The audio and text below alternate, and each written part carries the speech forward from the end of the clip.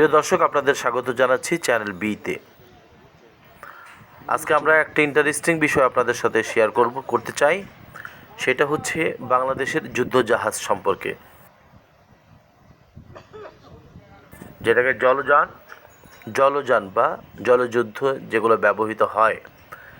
সাধারণত জল, স্থল এবং আকাশপথে যুদ্ধ পরিচালিত হয়ে থাকে এবং প্রত্যেকটা দেশের এই তিনটা বিভাগেই আলাদা আলাদা সেক্টর থাকে। আজকের স্ক্রিনে যেই যুদ্ধজাহাজটি দেখছেন সেটা হচ্ছে খুলনার নদীর মোহনায় একটি যুদ্ধজাহাজ। আমার সৌভাগ্য হয়েছে চিটাগংয়ের যুদ্ধজাহাজ দেখার।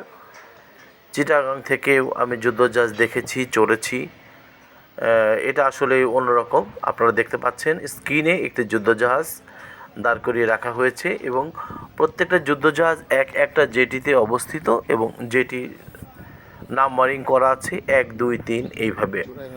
আমরা যে যুদ্ধজাহাজটি দেখছি সেটা হচ্ছে 2 নাম্বার জেটিতে অবস্থিত।